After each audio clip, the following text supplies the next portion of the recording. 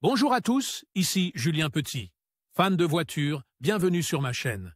Restez avec moi, on va aborder notre sujet du jour sans plus tarder. 05 Feb 2024, 11h09 du matin et aux États-Unis, tous les conducteurs sont tenus de porter la ceinture de sécurité et de s'assurer que tous les autres occupants en tant que passagers la portent également correctement. Grâce à ce système, quelle que soit la vitesse du véhicule, les personnes peuvent rester à l'intérieur du véhicule au cas où celui-ci s'arrêterait ou heurterait brusquement d'autres véhicules ou objets. Cela réduit considérablement le risque de blessure ou de décès lors d'un accident de la route.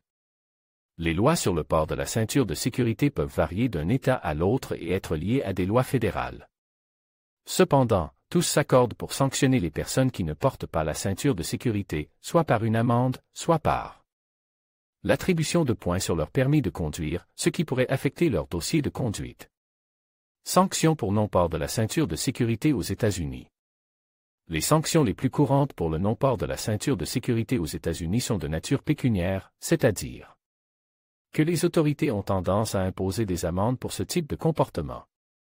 Toutefois, selon le cas, il peut y avoir d'autres conséquences, points sur le permis de conduire, en plus de la contravention, dans certains États, les autorités ajoutent des points sur le permis de conduire en cas de non-port de la ceinture de sécurité. L'accumulation d'un trop grand nombre de points peut entraîner la suspension du permis de conduire et d'autres conséquences. Impact sur l'assurance automobile. Les personnes verbalisées pour non-port de la ceinture de sécurité peuvent voir leur prime d'assurance automobile augmenter. Sécurité routière ou programmes éducatifs. Certaines lois peuvent exiger des contrevenants qu'ils suivent des programmes éducatifs. En matière de sécurité routière dans le cadre de la sanction. Exigences supplémentaires pour les jeunes conducteurs. Les jeunes conducteurs peuvent faire l'objet de sanctions plus sévères s'ils ne portent pas la ceinture de sécurité, en raison du risque qu'ils représentent du fait de leur inexpérience. Pour avoir une meilleure idée du fonctionnement des lois sur le port de la ceinture de sécurité dans votre État, vous pouvez consulter le manuel du conducteur et d'autres ressources disponibles sur le site officiel du Department of Motor Vehicles, DMV, ou de l'agence de transport appropriée. La ceinture de sécurité est-elle efficace?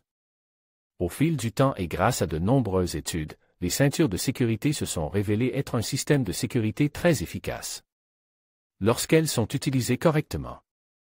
Voici quelques-uns de ses avantages: prévention des blessures graves et mortelles, elle aide à maintenir les occupants du véhicule en place lors d'une collision, ce qui réduit considérablement le risque d'être éjecté du véhicule ou de heurter l'intérieur du véhicule. Répartition des forces d'impact. Les forces d'impact sont reparties sur les parties les plus solides du corps, telles que les os du bassin et de la poitrine, au lieu d'être concentrées sur des zones plus vulnérables, telles que la tête ou l'abdomen. Protection des coussins gonflables offre une protection supplémentaire en cas de collision. Elle aide à maintenir les occupants dans la bonne position afin que les airbags puissent fonctionner plus efficacement. Cela évite que la force avec laquelle l'airbag se déclenche ne les blesse. Faible coût et installation facile. Il s'agit d'une mesure de sécurité relativement peu coûteuse et facile à mettre en œuvre par rapport à des technologies de sécurité automobile plus avancées. Que disent les lois américaines sur l'utilisation des ceintures de sécurité pour les enfants? Lorsqu'il s'agit d'enfants, les autorités établissent certaines spécifications pour garantir leur sécurité en tant que passagers. En envisageant l'utilisation de sièges d'appoint ou de ceintures spéciales. Les réglementations prévoient les éléments suivants à cet égard. Loi sur l'utilisation obligatoire. La plupart des États du pays exigent l'utilisation de dispositifs de retenue pour enfants pour les enfants d'un certain âge, d'un certain poids et d'une certaine taille. Ces lois précisent quand un enfant doit utiliser un siège auto, un rehausseur ou un harnais, et quel type de siège il doit utiliser, en fonction de son âge et de sa taille. Recommandation de la NHTSA. La National Highway Traffic Safety Administration, NHTSA, est l'agence qui fournit des lignes directrices et des recommandations sur l'utilisation des dispositifs de retenue pour enfants dans les automobiles. Les parents et les personnes qui s'occupent des enfants doivent tenir compte de ces recommandations lorsqu'ils choisissent et installent les dispositifs de retenue les plus appropriés pour leurs enfants. Exigences en matière d'installation. Les conducteurs doivent également se conformer à des exigences spécifiques concernant l'installation correcte des dispositifs de retenue pour enfants dans le véhicule, orientation du siège, emplacement dans le véhicule et manière d'attacher correctement l'enfant dans le siège.